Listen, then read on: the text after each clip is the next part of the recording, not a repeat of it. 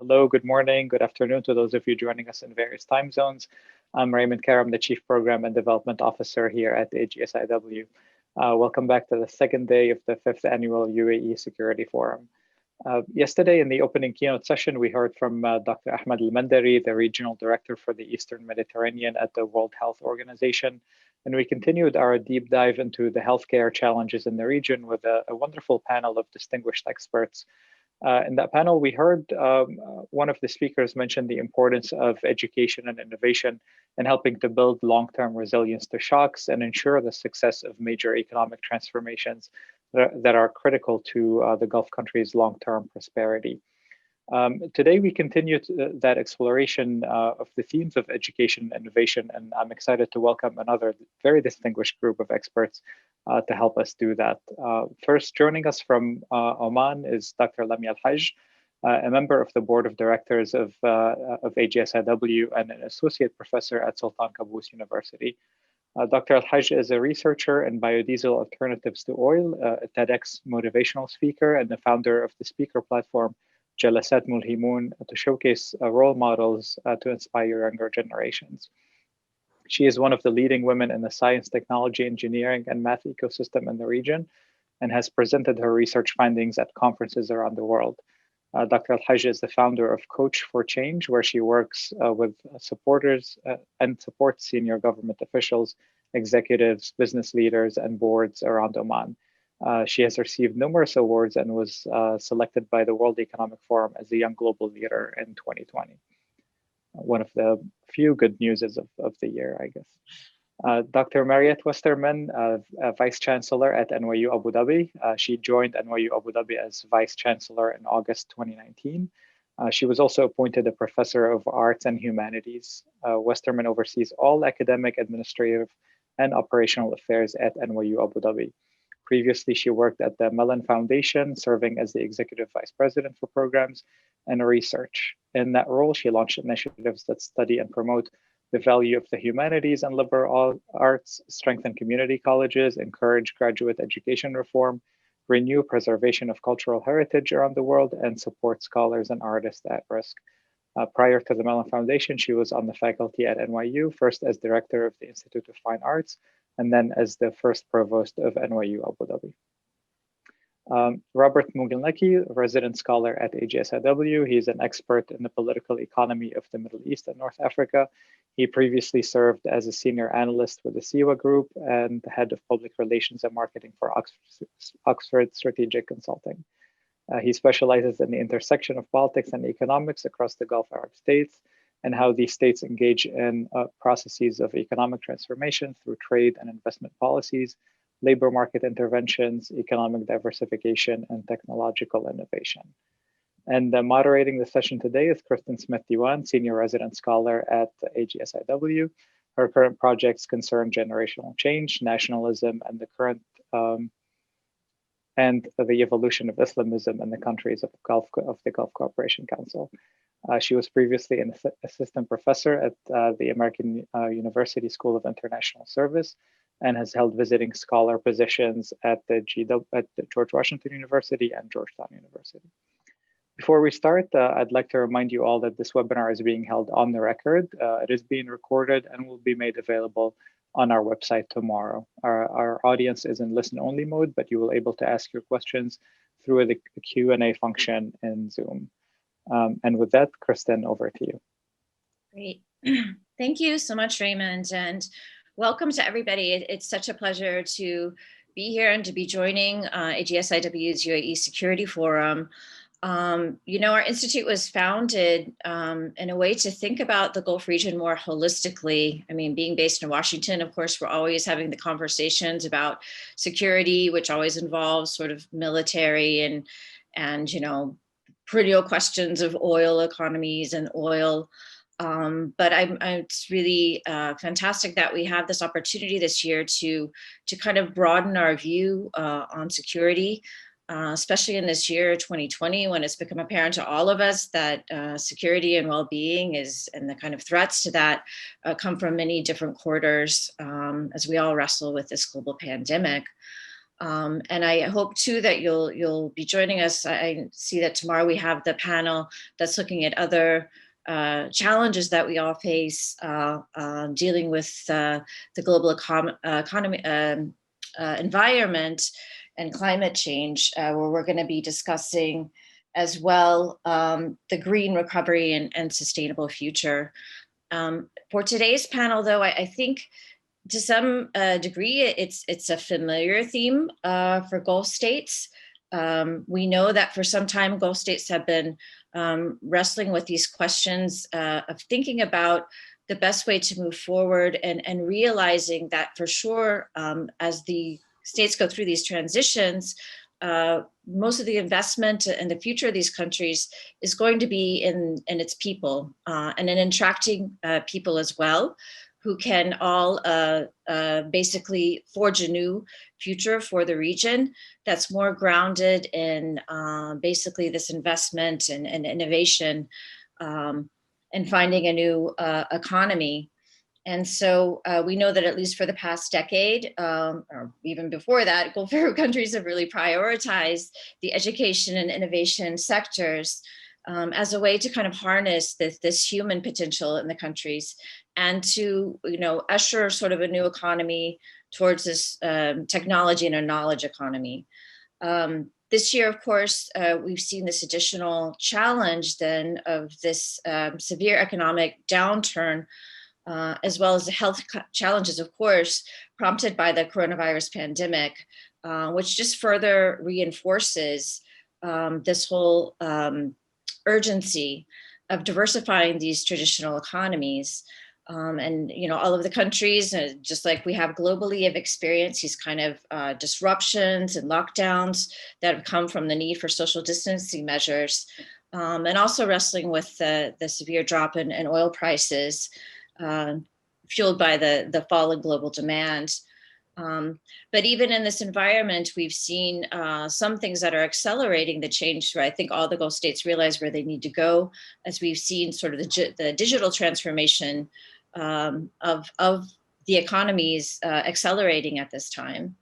So I'm really pleased that we've been able to assemble this stellar panel to help us to think through basically how this coronavirus pandemic is altering the economic and technological trajectory, and to see if it's kind of giving us a new view on what's going to be needed to meet the demands of this new global environment that we're all facing together.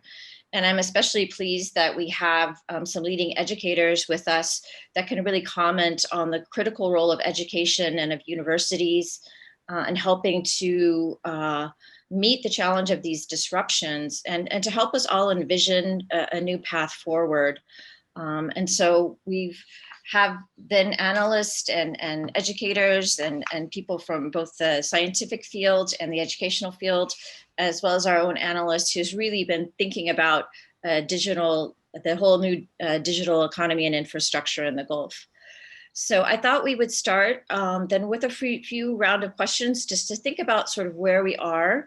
Then we'll be looking at the challenges of the coronavirus pandemic and helping to kind of work together to imagine what the future will look like past this, facing, of course, not just the challenges, but also thinking about some of the opportunities or at least new ways of thinking that this envisions.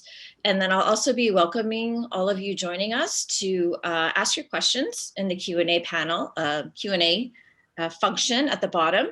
And you're welcome if you have your questions, if they come to you ahead of time, you can go ahead and start to put those in there. So let me go ahead and start and bring in our panelists, and I'm going to do this sort of one-on-one and have a little bit of a conversation before I engage all of you.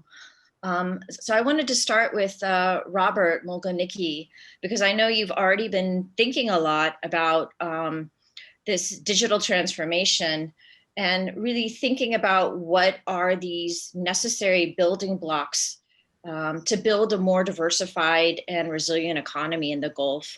Can you tell us a bit about what you found sort of in your research and thinking about this, or what all of the collective minds have been thinking about the needs for that transformation? Sure, thank you very much, Kristin. I think there are two parts to your question. There's the diversification component and then the resilience component. So the diversification component is actually a bit easier to talk about, although history has shown us it's been quite difficult for governments to actually accomplish. As long as governments across the region and government entities continue to play an outsized role in the economies of this region, then government revenues are going to need to be much less dependent upon the oil and gas sector. I think that's a pretty straightforward and uncontroversial statement. The problem is we have not seen much success in this on this metric. We're still seeing ratios of about 70% or more across the region in terms of total the oil and gas contribution to total government revenues. And unless these economies plan on being much, much smaller in the future, I think that trajectory is going to have to change. There's another way of looking at economic diversification. What I mentioned isn't the only way. Sometimes we see figures citing the contribution of oil and gas to overall GDP as a metric for economic diversification. I don't really like this metric for a number of reasons that I can get into later. But if governments are going to tout these figures, then they need to put in place substantially more non-oil revenue generating mechanisms than are currently in place right now.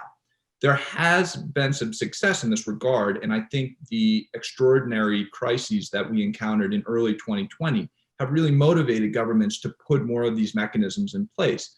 But challenges remain. Saudi Arabia tripled the rate of value-added tax, and we're still waiting on revenue figures, but I think it's safe to say that the revenue generated from value-added tax will not be 3 times as large. So there are a number of different challenges to work through, and there are a lot of complications there, but that's the second point. Then on a sectoral and industry level, regional governments have to more closely scrutinize the industries that are closely linked to oil and gas sectors or depend upon oil and gas proceeds, for example, to create thriving financial sectors. There are instances where it's very beneficial for governments to be the prime movers of an economy, but it can't be the only mover. And if we look at the financial sectors, this is a very useful case study. We have accumulated financial assets across the Gulf, and a lot of governments are overseeing very substantial financial assets. And this is a great economic tool to utilize. But if oil and gas proceeds slow to a trickle, or at least are substantially lower than they have been in previous years, and deficits across the region continue along their current trends, then these assets are going to disappear quickly, as a number of multinational organizations and research outfits like the IMF have forecasted. So also, the last point I want to make here is that financial assets alone do not necessarily guarantee a thriving business environment. Kuwait is a perfect example. Kuwait's government has substantial government assets, but there are a number of political impediments to accessing this capital, deploying, and also utilizing it across the economy. So I'll leave things there for economic diversification. I think there are a number of points that we can pick up on, and turn to economic resilience. For me, this is a little bit trickier because it deals with unknowns, and we're talking ultimately about an ability to deal with future crises. I think the key, in my opinion, is all about a more balanced economy, sustainable budgets, and targeted funding. It's about recognizing that big firms are still really important, and a lot of entrepreneurs do not turn their ventures into unicorns. Many fail, and some actually don't hire very many other employees. So the limited funding going forward needs to be allocated to those firms and SMEs that are most likely to succeed and are actually good for the economies of this region, not just blanket funding given to those hoping to stay open a little bit longer. And I hope that doesn't sound too harsh. Part of the short-term process here of becoming more resilient is going to mean creating leaner and more streamlined governments and economies. And in my estimation, there's still plenty of room to move in this respect.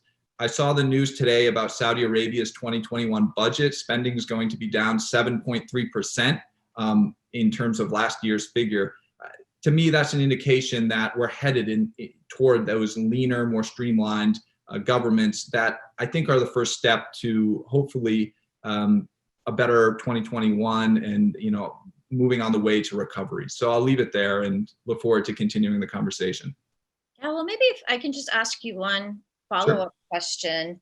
Obviously, you've talked about the need for a more balanced economy, more sustainable budgets. You've hinted a bit at the need for new sectors, a more sectoral approach, as well as addressing the weaknesses in government. But what do you kind of see as some of the main gaps if you're trying to move towards this more resilient economy? What are the same kind of main either gaps that could be filled in or barriers to achieving that?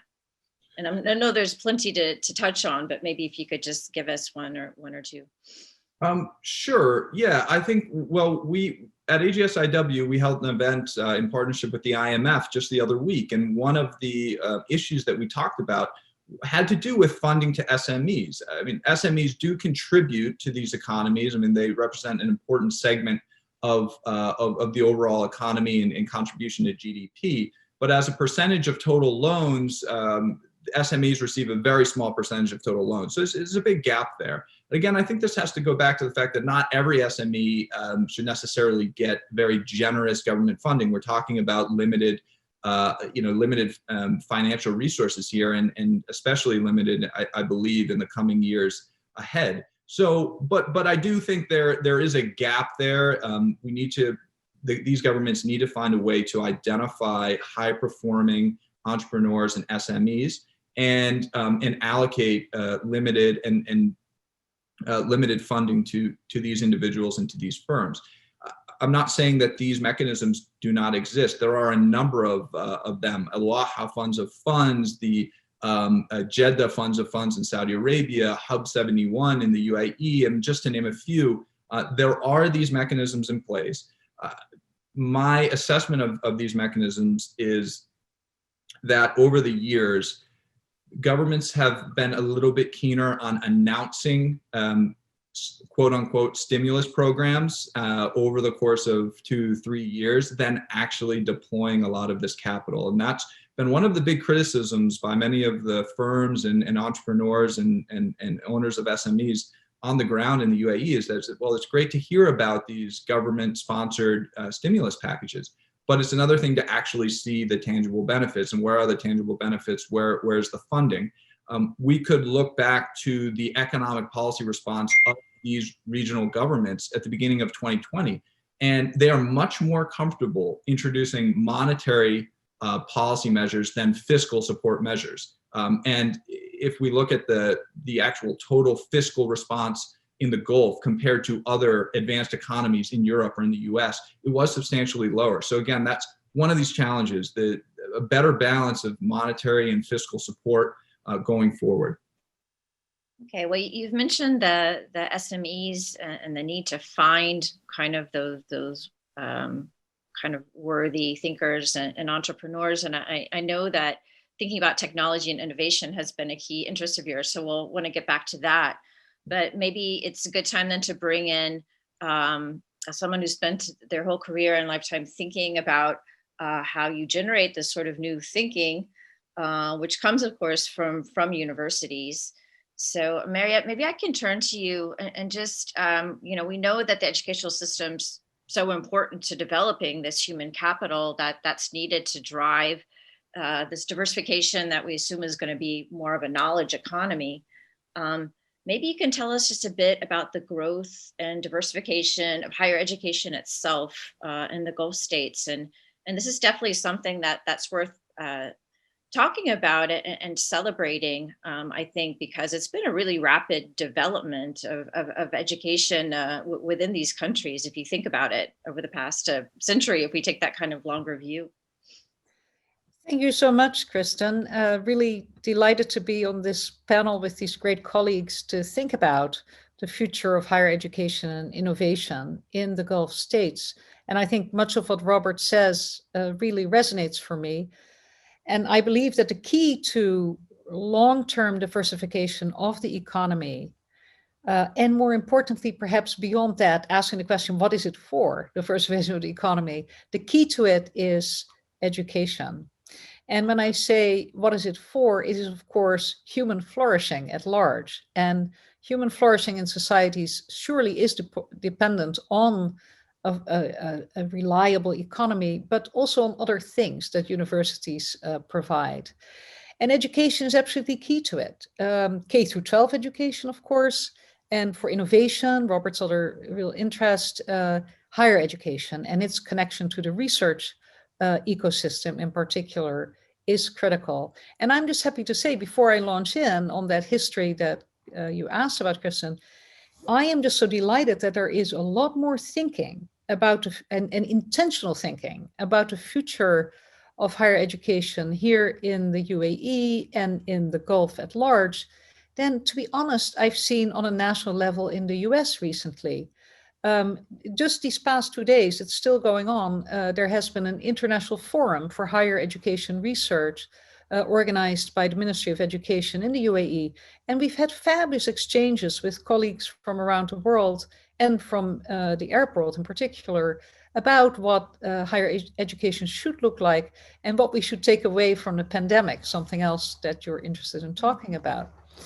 And so I feel that there is a great foundation now in the Arab world for having these conversations, even though, to be sure, there are also gaps that I will indicate and we can talk about further.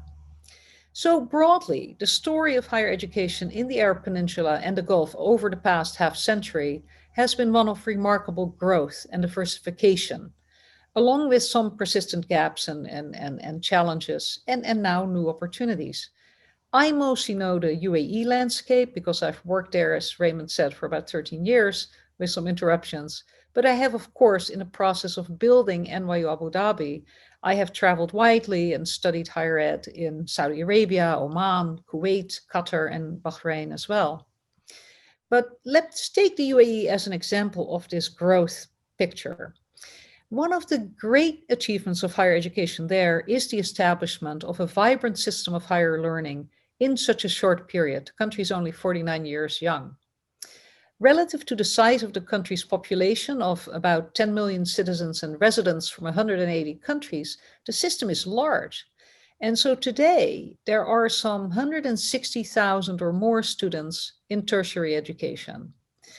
And that number is double what it was in 2007. In 2007, it was only 80,000.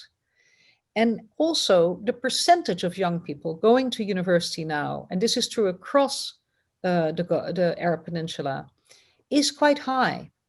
And it is especially high for women, a major achievement of the last couple of decades.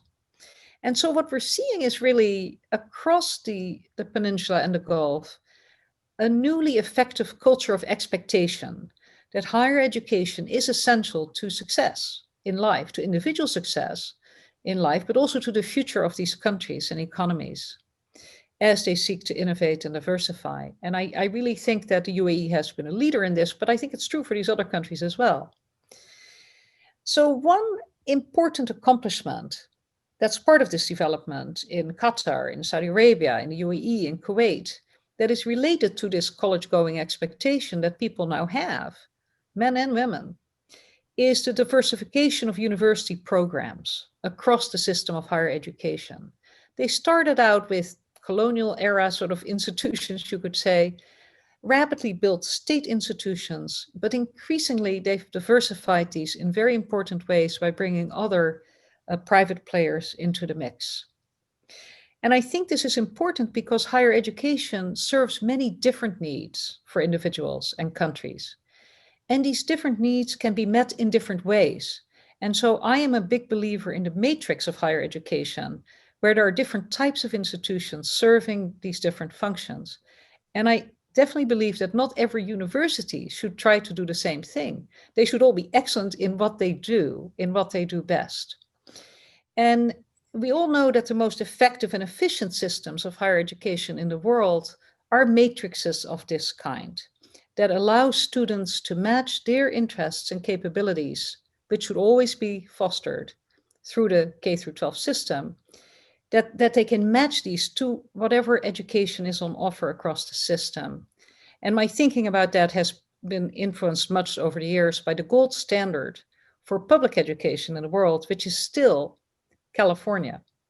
The California Master Plan of 1960 was so influential. It wasn't fully executed, but a lot of it was. And really what the state did was differentiate the functions for higher education from, at the top, the flagship University of California system that produced Berkeley and UCLA, to state universities of a more technical character, these kind of state universities, Fullerton and so on.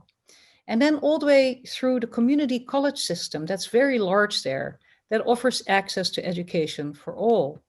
And by doing that, they created a knowledge economy that made possible Silicon Valley many, many years later, right?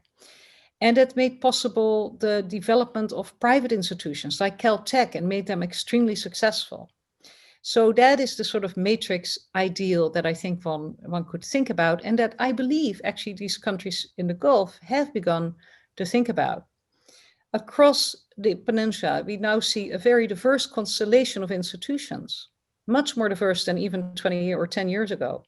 Public and private, national and international, technical and vocational, as well as more oriented to the liberal arts and driven by research, the way my own university there is. We've seen universities attracted to the region from the US, Europe, Australia, and Asia, and they've established campuses or specific programs that interact with and sit alongside the more national institutions. Some of the institutions like UAE University or King Abdulaziz University primarily serve local students, but others tilt more towards the children of the many expatriate residents of these countries. And then some are a blend of these. Now, what's really interesting then is that some of these universities have now also, and this is really quite new, I think, they've begun to attract significant numbers of students who specifically come to the region or cross borders within the region to study, thus further enriching the knowledge ecosystem inside these countries.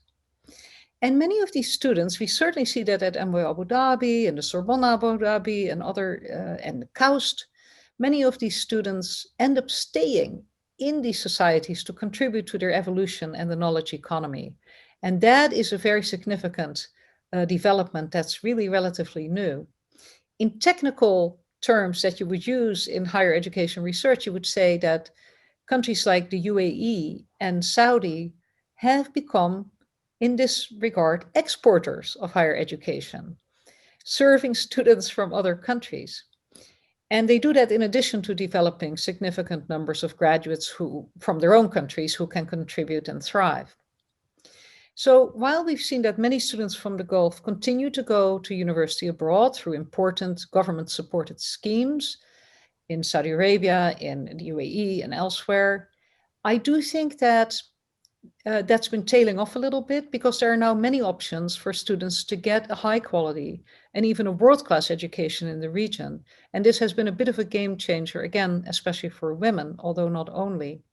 I do think that with the downturn we've seen, support for study abroad, those full scholarships from the region, we'll have to see, but there is a good possibility that that will be a little bit less available than it has in the past. And so it's good actually that the countries have begun to build this resiliency in their higher education system that they can go forward with.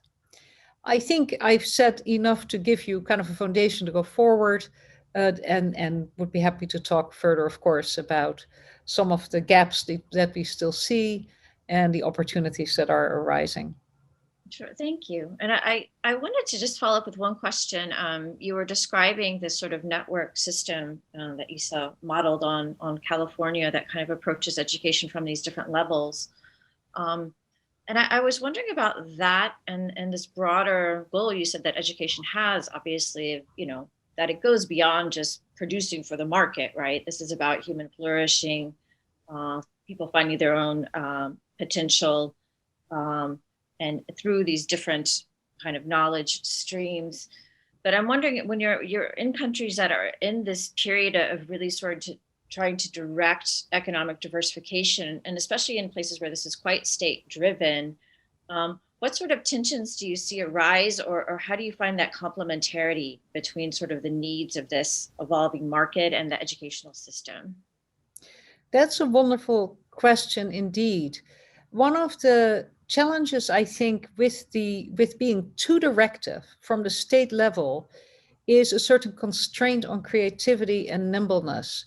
What we have seen historically in these countries, and this is true in government and state-driven education system around the world, of course, and there's a value to it, is a certain stringent approach to what a curriculum should offer, not allowing for too much creativity, because there is a desire to, and a persistent call for matching education to the immediate needs of the labor market. This is, of course, very reasonable. If you're investing in a university system, you should expect your students to be useful when they come out. But when you make it into an article of faith, that kind of directionality around curricula and how you test only through, a particular kind of tests, traditional assessments by exam rather than project or portfolio, little leeway within the accreditation for programs, you limit innovation pretty significantly. And that becomes a real risk when you're in an uncertain situation, as the whole world economy is in, when really the future of work is really quite uncertain. And if there's one thing we do know, is that the first job you'll have coming out, you should get a good first job, but it is almost certainly not the last one you'll have. You'll probably have somewhere on the order of 3 to 5 to 8 job opportunities, and you may have to adjust. We hear so much about upskilling, right? And reskilling and retraining people. Well, that's all very good, but I think you first have to have a foundation that allows you to learn quickly new things.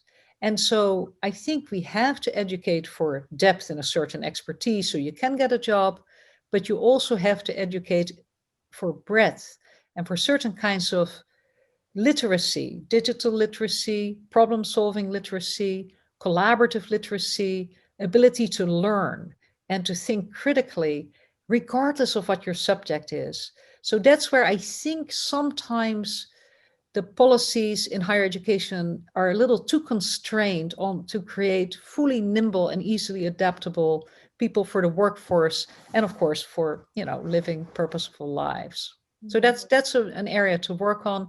But in fairness, I think when institutions like KAUST, the Sorbonne, and Abu Dhabi are brought in to work on this, University of Birmingham, there's any number of them, that is in part because the countries actually want to see some of that evolution. Well, you've talked about those key traits of flexibility and adaptability, and that's certainly something that we're all getting to appreciate when we face this unprecedented global crisis.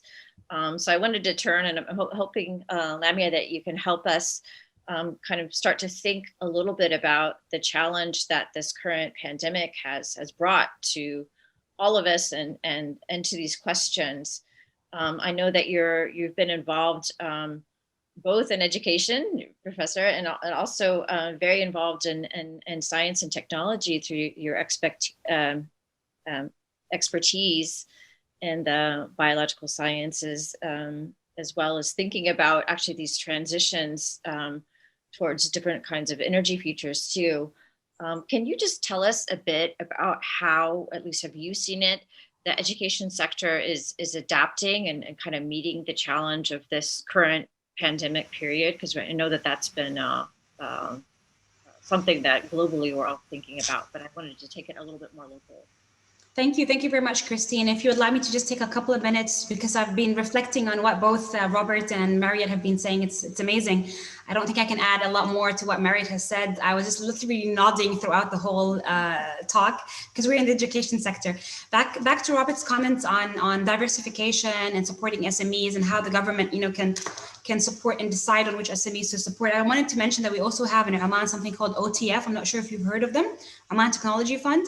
And I would like to mention that during the pandemic, it's really incredible, because when you think that you would be paralyzed in such a year, it was really pleasant to see that the bureaucracies have dissolved because of the urgent need for solutions during the pandemic. So a lot of sponsorship came out to the SMEs during the pandemic, and we saw tangible products. So we saw young Omani, youth coming up with 3D printed ventilators, supporting the Ministry of Health, providing them with these products. I think they're one of the very few who actually put these products in the market really quickly. And I think it just shows that if we drop bureaucracies, that we can actually do so much. A few comments on what Mariet has been saying, which was absolutely amazing.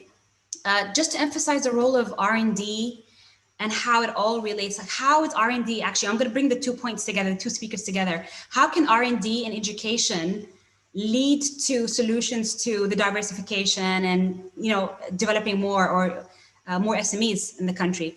Because they're tied. That should be the purpose. We should educate our students to be able to find solutions to the country's challenges.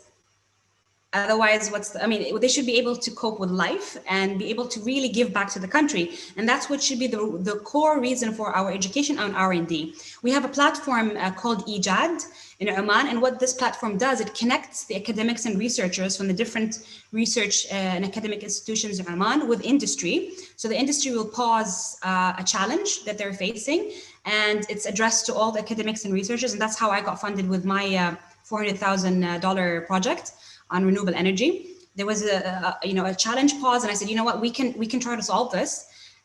We got the fund, and we're in the second phase now of production of biodiesel from date seed pits as an alternative to petroleum. And they're doing this they're doing this a lot, basically connecting industry to academia, because it's like a triangle. We have academia, we have research and development, and then we have the government. Right? And we have the private sector. So we all need to work together. If there's one link that is missing, that's the gap that we're talking about. So absolutely, as Dr. Mariet was saying, that R&D is really important to create spin-offs, to create these SMEs, to find solutions to the challenges in the countries. We have a program called Upgrade as well, which they take good final year projects and turn them into small companies. So they support them both logistically and financially to turn these, especially the technology side, because now there's a lot of attention on technology. So they basically adopt these undergrad projects. And I remember when I did my undergrad project, it was just like, oh, I just want to get an A, It wasn't really part of the criteria. I didn't have that vision of, I want to have such a good undergrad project that I can turn it into a company. But now the new generation are more mature, and they actually want to have impact in the country, which is fantastic. And we really need to invest in that energy. We really need to invest, because they're smart, they're very hardworking. So it's really our loss not to invest in these final year projects. They've been, joining international competitions. They've been grabbing one gold medal after another. And these students and these projects can either be shelved if they don't get enough attention, because at the end of the day, these kids, I call them, these youth, they need to feel the support, and they are easy to lose the motive and drive if they don't find the support. So it's our role to kind of connect these projects with industry and support them, whether financially or even through guidance. I just recently came out this morning. We finished our first phase of developing the strategy for Sultan Qaboos University 2040 to align it with the country's vision. And I'm responsible for the quality of the graduates of Sultan Qaboos University. We have 5 projects and so many details. We also have a part on research and development and innovation. We have a part which Robert probably will be interested in, which is empowering the SMEs and how we can actually, create companies and spin-offs from the university that also contributes to the economy, to the financials of the university. So instead of just, graduating students with certificates only, we want to have companies coming out of the university. We want the university to also have a source of income by providing services, consultation, products. Why not? I mean, we see this happening a lot of the universities in Europe and in the States. So there is a really strong drive now and vision towards going to that line of education to make universities and جامعات رائدة. They want to turn it into an entrepreneurial university. And that, of course, does not dilute the quality of the education. It comes hand in hand. So that was just a few reflections on what Robert, I really loved listening to both of you. Thank you very much. Going back to your question, Kristin, I hope I didn't finish all my time. The challenges. I'm really curious to hear, actually, because you've really made a lot more concrete how you can connect kind of the education sector to the needs of the economy, but by drawing upon this motivation from students. And I was just wondering, obviously, because everybody's living through this pandemic, though, what you saw the reaction from the students, and if there was a response to try to engage them and that challenge as well. Yeah, absolutely. I mean, there was a lot of engagement. We had students who actually participated in the research of the COVID-19. So they were working in the labs trying to find solutions and trying to kind of decipher the genetic code of the coronavirus in our laboratories. They were working day and night. They were volunteers. Some of them said, we don't want to be paid. We just want to take part. And they've been publishing papers. They've been, all over the news. So I really believe in the power of youth, and they were they can play a much stronger role than we think. They're very powerful, full of energy. They just need a little bit of guidance and a little bit of support, but they have been hands-on. So whether it was research, I remember when they announced that all the laboratories have to close because of the pandemic, because we were worried about their health and safety. And I announced this to my research team. I had 7 people in my research team. They refused. They said, no, we're going to go to the lab. We're going to be careful. We'll just take turns. And the lab was never empty. In 2020, there wasn't a single day where my lab was empty, but they took turns. So instead of 6 people being in the lab, they had shifts. So every 2 weeks, there was 1 person in the lab. So this is just really, this is just one example. I'm sure there are a lot of other examples of how we should empower these youth or utilize. I don't even know if they need empowerment. I don't think they even need empowerment. I think they just need to, let them do their thing. But they can take a good part in developing, whether it's companies or continuing R&D. Sometimes they come up with solutions. When I teach online and they complain, I'm like, guys, listen, I'm trying everything I can. Do you have any other ideas? And they come up with some ideas. I'm like, oh, you know what? That's great. I never thought of that. So it's just engaging the students. When they feel like they're part of the solution, they stop complaining. Mm-hmm. It's easy. And that's why I was telling, when people are complaining in the department, I was saying, you know what, it hasn't been that bad. I thought it was going to be really bad because I love engaging my students in the classroom. It's very dynamic. I have students coming down, the lecture theater, I go sit and there's, we have coffee and we're discussing. I'm like, I can't do online. Like, I just can't do online. But then we have to be lean and agile. It's one of the skills of the 21st century. And both the individuals and the organizations that succeeded in 2020 are the ones that were more lean and agile, the ones that had a better response to the crisis. So I must say it was much, much better than I thought. The interaction with the students was great. The attendance was 100%. Like the students attended all lectures, they had their cams open, they were all engaging. They did complain about technical issues, which is beyond my control, unfortunately, because some of them, Sultan Qaboos University is in Muscat, and the students are all over Oman, and I'm sure this applies to other universities as well. So the connection and the strength of the internet is not the same. So sometimes they get cut off, and those kind of, challenges that are related to the infrastructure was kind of beyond our control. But we found solutions like recording the lectures, for example, and uploading them on Moodle, or so if they missed a lecture, they can always come back at another time and follow. And we're always available in our virtual, office hours. So yes, it wasn't the best scenario, but I think moving forward, even if everything becomes better, I don't think I'm going to go back to the traditional teaching where everything is in the classroom. I still want to do a blended education. I realize it's much easier to give exams online. The marking is done automatically. You save so much time on marking. So I'm definitely not going back to before 2020. I'm going to take the good things that I've learned, and I'm going to just go back to the interaction in the laboratories, because it's difficult to do biology and experiments online. Obviously, it's almost impossible. So I guess I'll take a bit of both worlds. Mm-hmm.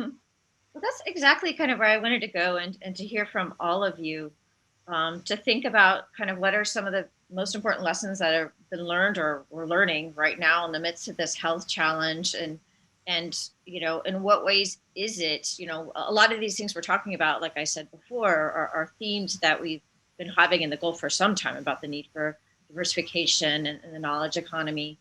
But how do you think living through this pandemic and kind of realizing this kind of a broader challenge is forcing us to rethink the basic foundations or trajectories in each of your fields, whether we're talking about the economy and technology or education or science.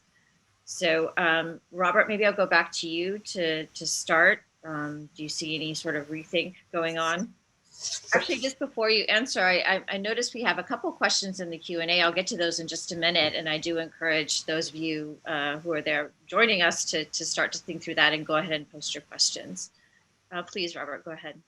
Sure. Yeah, just 2 points. First, about kind of balancing support toward different industries, and as we look ahead from this challenging year of 2020 and looking at 2021, 2022, and then a second point about operating from a position of strength and how that actually goes forward, but also backwards to educational institutions like the other speakers have addressed. I think to the first point, I do not think the solution is just to abandon those industries and sectors and also very successful firms that have emerged in the Gulf over the past few decades.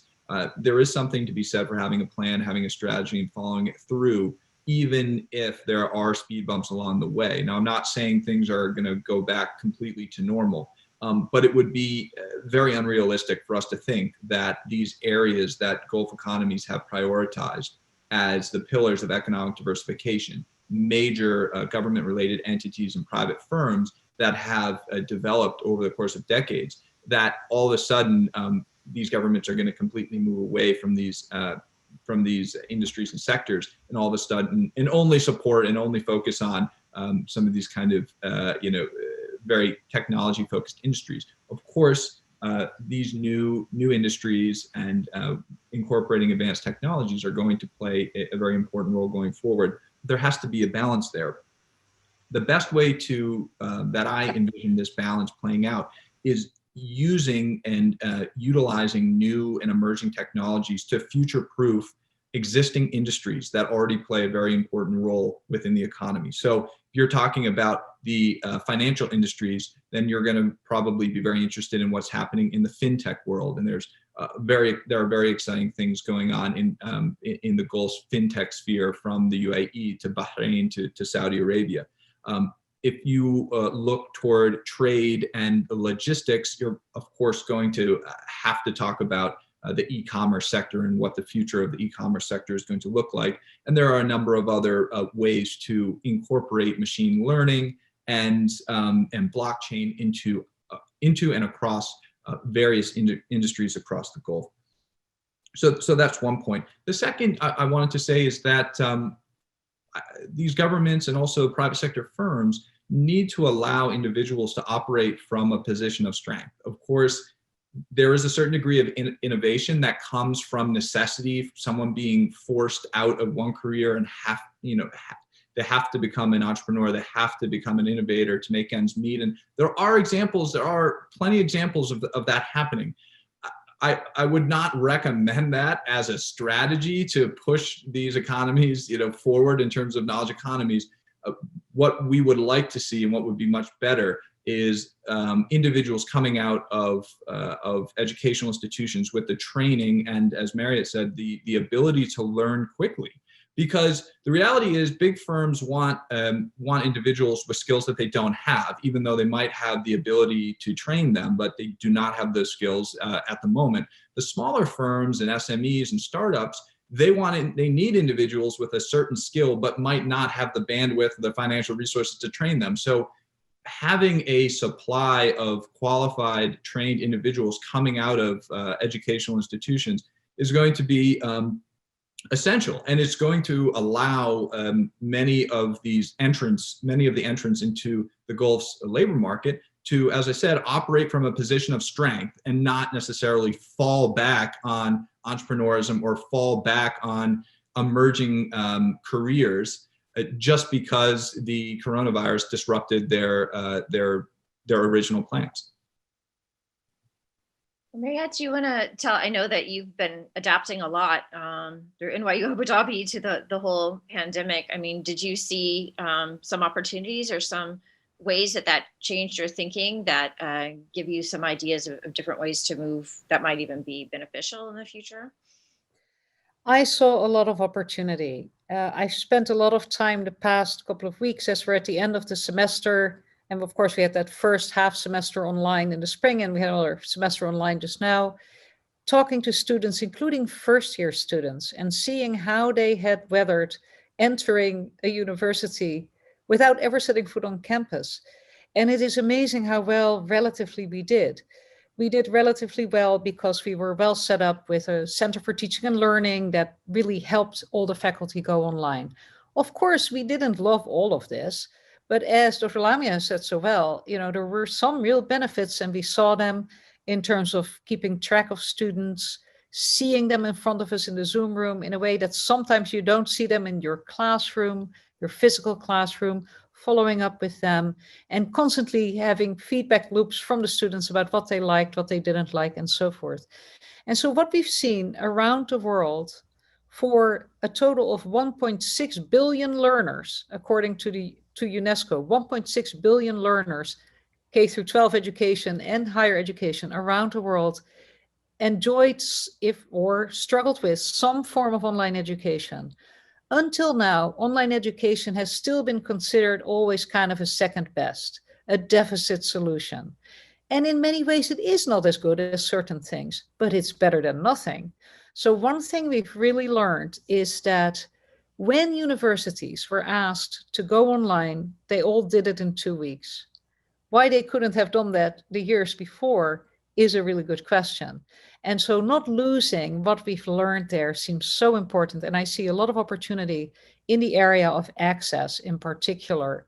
So now I think we really can begin to ask across all these systems of higher education, and they're really interested in this in the Arab world. Historically, in the Arab world, as we've been discussing in this forum on higher education research the last 2 days that was started by the Ministry of Education in the UAE, historically in the Arab world, there's been a lot of suspicion of online education. What does it mean for cheating? What does it mean for, full access and so forth? And I think we rapidly are seeing that fall away, and that's an opportunity, because I think we can now begin to ask, what is really the optimal use of technology and mobile learning to deliver high quality education and more flexible, hybrid and blended education options, especially to students who would not otherwise have access to it? And so these are students who may be in remote rural areas. This has always been a challenge. Often women in the area, mothers who can't go back for education and so forth. This is a huge opportunity. Frankly, refugees in refugee camps, through best-in-class technology that is good enough, you could say, may now be reached. And so I think we really have to make sure that what we have learned during the pandemic about high-quality education online doesn't get lost. I also think we can now begin to see, because we began to do this and experiment with it, use technology together with big data to develop early alert systems and use them better around advising of students, so that students who enter the system of higher education progress well towards a degree. And we see that more quickly because we see that they didn't show up for a class online. They didn't log in. Their grades are falling off. They didn't complete. There are all these kind of feedback loop systems that are often easier to capture if it's not down to the individual professor reporting in something to a central advising system. So I see a lot of possibilities for technology with all due privacy considerations. We have to work around those, and we're learning that, so that students really get out of there with a degree that sets them up for a productive and prosperous and purposeful life. The last opportunity in the tech zone that I think can now really be pushed forward, and I know many countries are interested in this, and yet no country has yet delivered this to this day. And that is figuring out how people can keep track of their educational attainment, their individual educational attainment, all they did in their lives, through their life, with one digital passport or digital wallet for their educational achievement. This is extremely important because there's a lot of talk, as indeed Robert has also indicated, about different kinds of credentials. Maybe you get a bachelor's at some point, but later on Google will give you a credential. We're hearing a lot about Google entering the market, right? These players, new players who will provide short term credentials, 2 courses from Coursera. You don't want to lose those, right? That you had them, even if it wasn't a full degree. And so what a digital wallet or passport could do for education is making sure that students can navigate their journeys through this evolving and complex system of higher education and not lose credit along the way. Valuable credit that may have to be re-verified. People may want to see what that course meant, but you want to be able to get it back without having to go back to a long forgotten institution to get your transcript out. And I think here, actually, the innovation in places like Hub 71 that was mentioned around around blockchain technology for verification of credentials could be really a total game changers for so many students whose achievement is actually greater than is visible in their formal transcripts today. Lamya, I know you're involved in a lot of different communities that are discussing this and looking and trying to gain insights from meeting the challenges of the pandemic. Do you want to share some of the lessons that you've seen learned, or some of the areas mapped out that people think will take something moving forward that will look different? Thank you. Sorry, it's my kids' bedtime, so I'm trying to mute the kids downstairs. I'm not sure I can add so much to what Mariet has said on the opportunities. I share a lot of what she mentioned. I might add a few things that are not straightforward, directly related to technology, but what I found was a good opportunity is the reflection that the students and academics and admin realize that we can actually drive change much faster than we thought we can. As you mentioned, we're up and running in 2 weeks. Some schools in Oman were ready the next day. It depends. This tells you which organizations and schools are future facing. Those that were future and are future facing already had the infrastructure prepared. So it was easy for them to switch. Some schools in Oman were ready by the next day because their students were already hooked up on online platforms. They already had been doing their assessments online, and they already had all their books on their tablets. So for those, I actually shifted my kids from one school to another during the pandemic because I thought, yeah, this is just this. And it was a very easy decision because you can tell which organizations and schools are future facing and which ones are not. Another thing is that I think there was a sense of realization that the type of education is different. We switched, at least in my experience, we switched to something called edutainment, which is a blend of education and entertainment. I'm sure you're familiar with this. So what we did is we actually cut down the assessments based on exams, because there's the whole thing of cheating and blah, blah, blah. And I did all the exams were open book. I'm like, you can use Google, you can use your books, you can, we have set up the exams in a way that we allow you to actually search through the sources, because that's how it's supposed to be. We don't live in an era where we have deficiency in information. We live in an era where there's too much information. And we want to teach our students how to find the right information, analyze that information, and then make decisions based on that. And this was the perfect time to teach them that. It wasn't easy for them because they're not used to it. They're used to the spoon feeding. They're used to, the traditional way of teaching. But when you highlight these things and you explain to the students, they perceive things really, really well. And when they see the benefits, we launched something called Bio's Got Talent, like America's Got Talent. So we did Bio's Got Talent. We actually put them in groups and we said, you can do whatever science project you want related to biology. Use all the skills you have. We're going to assess you on collaboration, critical thinking, creativity, and communication. These are the skills that we want our graduates to have. As Robert was mentioning, the firms are looking for not just a degree. You have so many people graduating with a degree in biology. You have so many people graduating with a degree in engineering. But we want to graduate students who are unique with a blend of skills so that they can stand out. It's very competitive now. So our role as educators is actually upgraded. We need to be reskilled as well.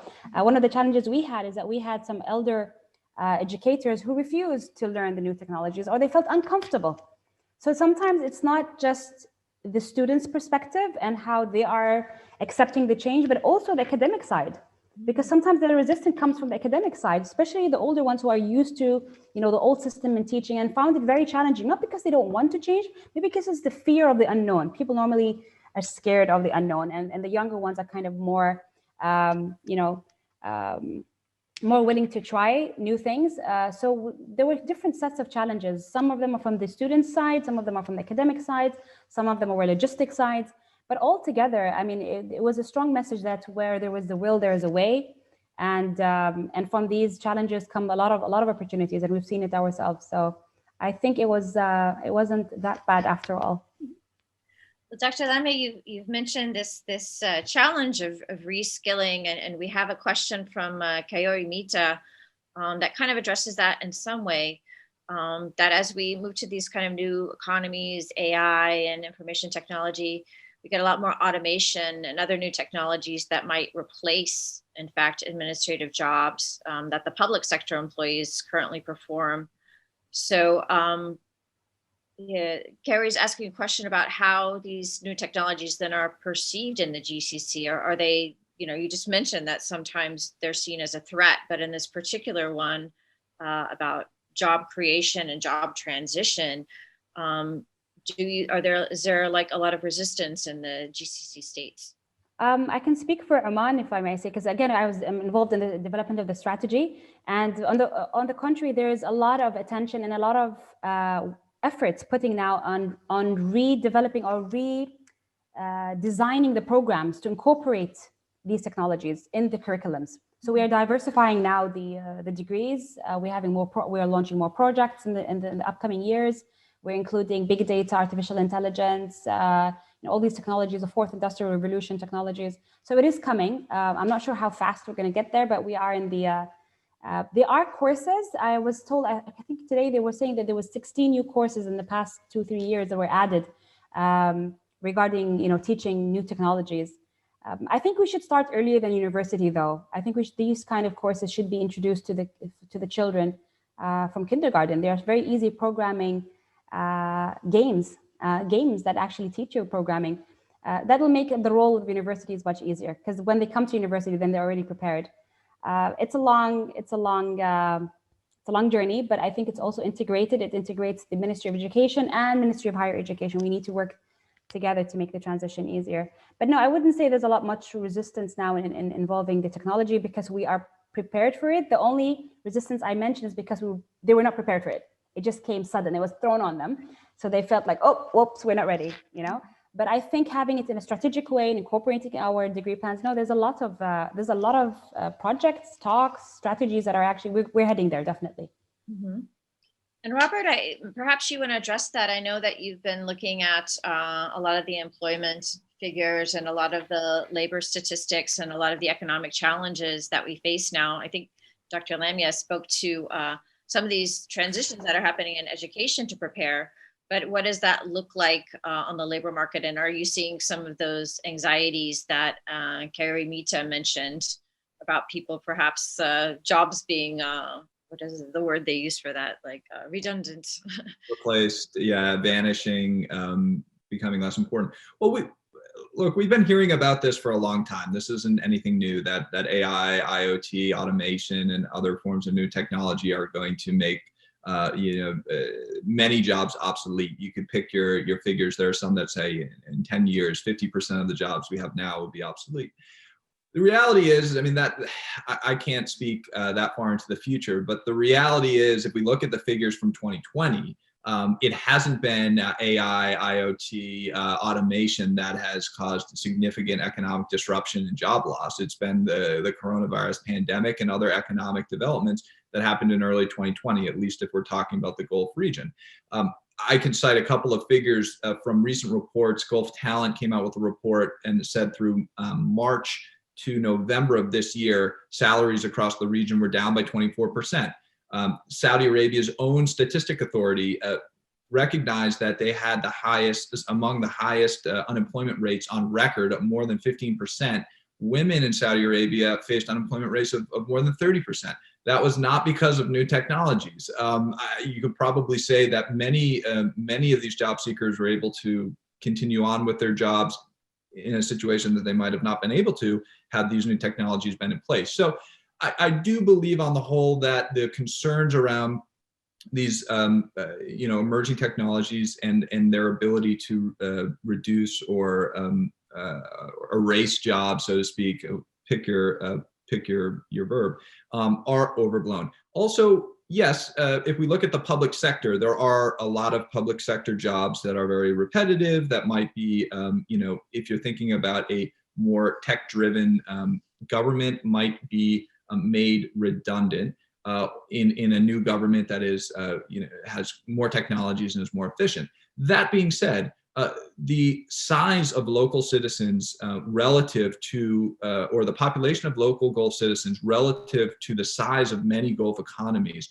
maybe with the exception of Saudi Arabia, actually makes me somewhat optimistic that there's still going to be plenty of room for a human element in Gulf governments. I like to think that there always is going to be a need for humans within governments. We're talking about relatively small local populations and as in terms of a very, in the case of the UAE and Qatar, very large economy. So I think there's always going to be a place for humans within governments. I don't see new technologies taking that away anytime soon.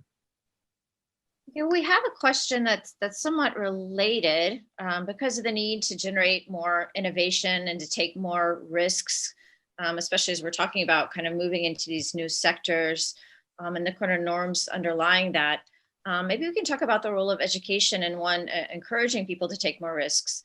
But then I think Charles Kestenbaum also has, I think, a valid question about if it's possible to have people encouraging them to take those risks when there are limitations, as we know in the Gulf states, on some aspects of entering into socio-political life. I mean, he mentions the example of women driving in Saudi Arabia and imagine he's talking about the women that were protesting and then of course have been jailed.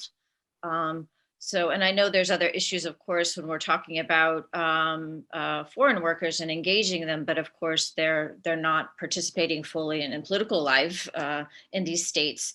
So I don't know, Miriam, if you want to take on, I know it's a bit of a difficult question, but balancing the need for risk-taking, and then of course addressing the limitations that still exist. And do you see some difficulty in encouraging that kind of culture that requires? Thank you for that very thoughtful question. From the very beginning, I was there at the beginning of the creation of MWA Abu Dhabi, and I returned after 9 years at the Mellon Foundation, where I saw worlds of higher education around the world and all these different systems. The first thing I would say is that there are some constraints of what one can do in any society. So that's an important thing to remember. That said, I think your question is very valid. So let me go at it from the point of view of taking risks. And yes, I think we should be encouraging, of course, students to think ahead of the opportunities that will be there. We don't have crystal balls, but we do know that the workforce will change and opportunities will change. And so we do want them to stretch. And this connects to that point that I made earlier, that constantly insisting as a government on the exact match of the labor market to education, that is never going to happen if you want a vibrant economy. It really is not a good way to think, even though you need to do everything to make the labor market open to your students and prepare them for those skill sets that both Robert and Lamya have been talking about, critical thinking and so forth. How do you do that? You can do it within the educational pathway of a major or a master's degree program. I come from a family of engineers. They would have thought it was very strange that I would have said that they were not creative or didn't have a sense of civil responsibility. They did. It was baked into certain general education requirements within the program that they had in university in the Netherlands. In the liberal arts tradition that we really represent, which cuts across engineering, the sciences, social sciences, humanities, and the arts, the key is really to open up possibilities for students to do creative things and to fail at them from time to time. The flip side again of that kind of sometimes very constraining testing regime where people are so grade conscious is that they won't take a chance on things. So how do we encourage that kind of risk-taking? I can say a lot more about risk-taking within the academic environment that I'm building than I can about society. There are limited levers that I have there, needless to say. I don't run the country. But within the education system, there is so much we can do to steel students and make them resilient and show them the value of creativity. And one way to do it is to require a range of courses outside your major. Another way we do it, and I think this is very powerful, our first year, our students have the options of covering their grades. What does that mean?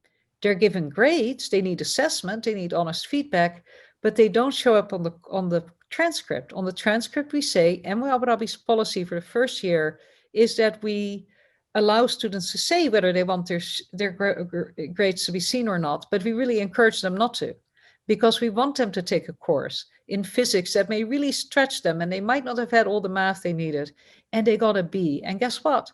They learned more in the course where they got that B than in the A in English because they were native English speakers.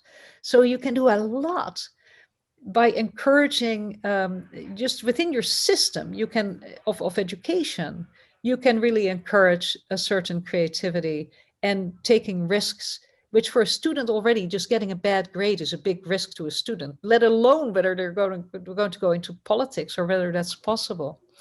The question about labor that Kristin put a fine point on, I found very fascinating, because again, we can do a lot as universities to help upskill labor, contracted labor that works with us. For NY Abu Dhabi, members of our of our dining staff, our security staff, our health center staff, our sanitation staff, everyone who works in our community, we think of also as part of our community, and working with the suppliers of this labor, who are not, of course, directly employed by us, we make courses available to them.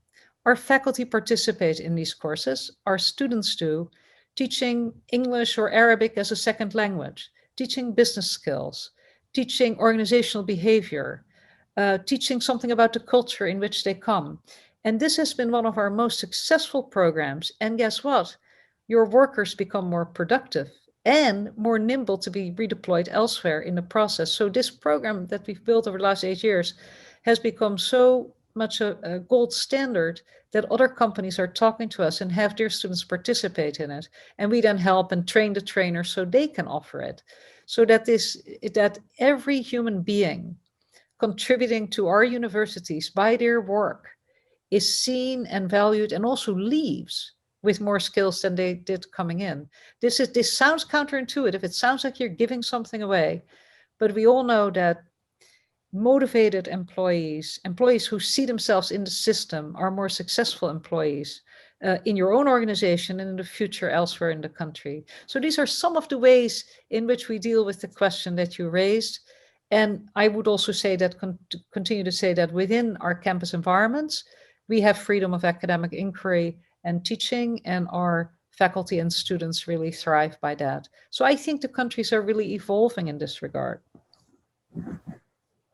Great, thank you. We have a question. I don't know, Dr. Lamya, if you have anything you want to respond or comment on to what Mariet has said about this question of risk-taking and innovation and political engagement. Okay, why don't we turn then, there's another question, Robert, maybe for you, about PPPs in the region and what role they can play in terms of economic diversification. Do you want to tackle that? Look at this question.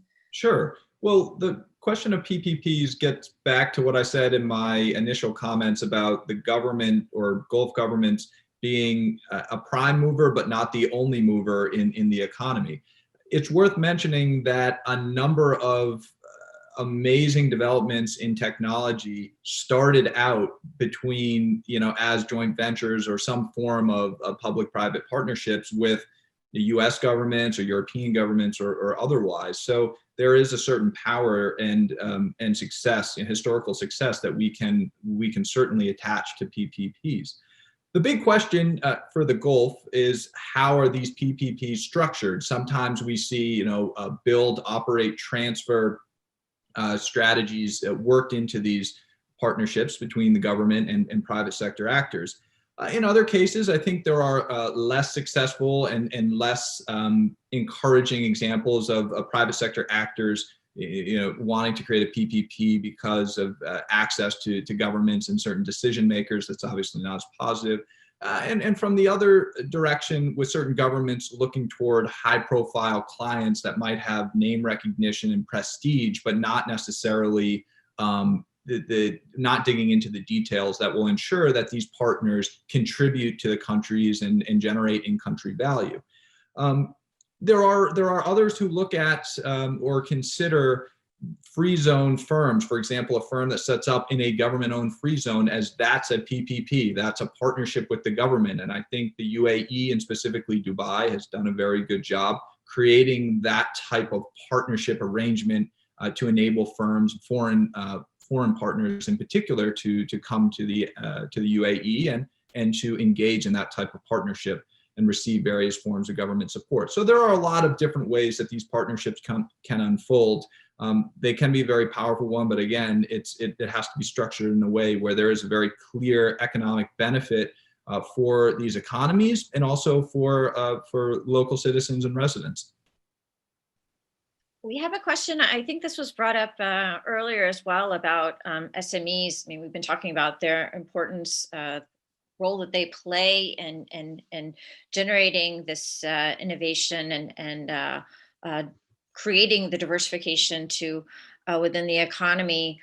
Does anyone want to speak specifically to how they've been supported during this pandemic? I know in some cases there's been some gaps there. I look at Kuwait more closely, and perhaps there hasn't been as much support there. Just making sure I understand the question, Kristin.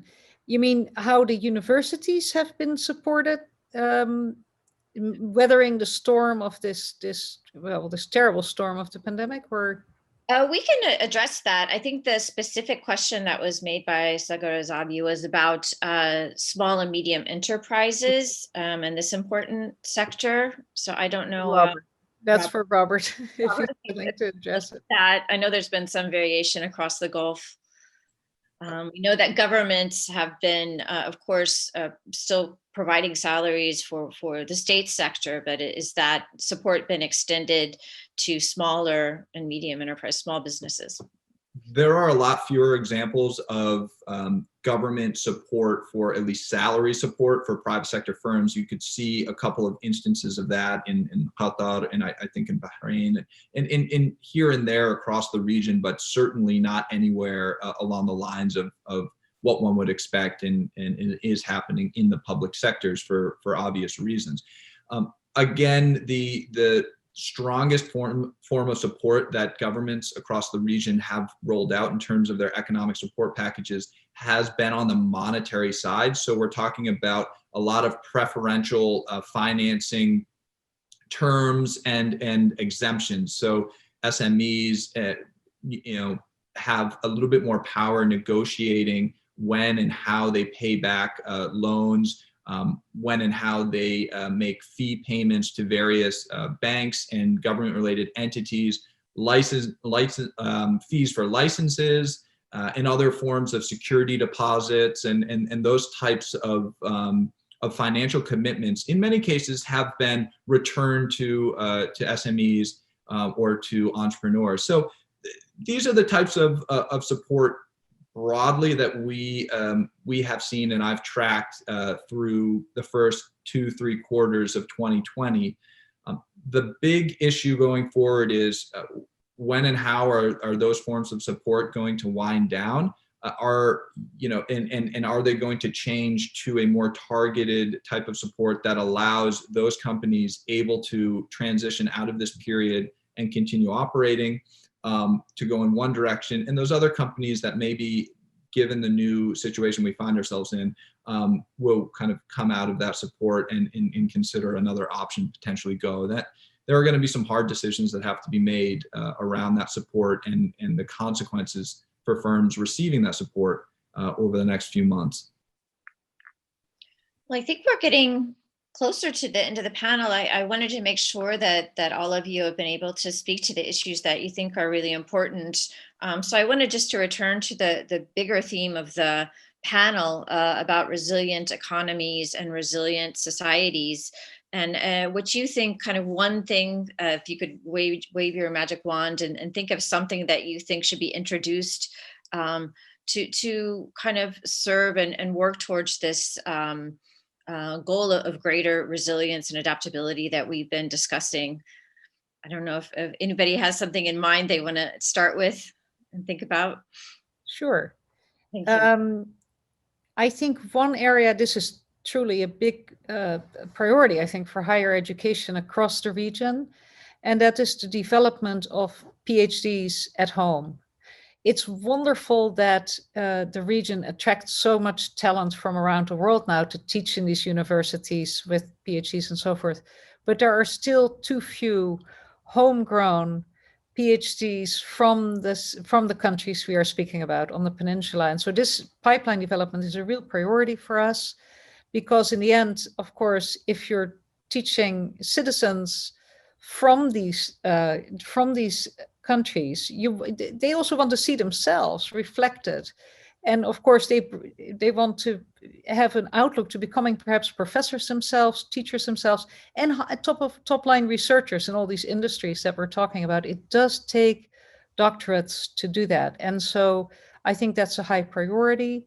You know, MU Abu Dhabi has students from 120 countries, but 18% are Emirati, and there are others from the Arab world. So we're very focused on, I think it's a responsibility for foreign institutions operating in these countries also to help build that aspect of the knowledge economy. It's a long game. You can't do it in 5 minutes, but you do have to be very strategic about it. And so that is one area really of focus for me at MU Abu Dhabi as we look to our second decade. And we talk a lot about this with the local universities as well.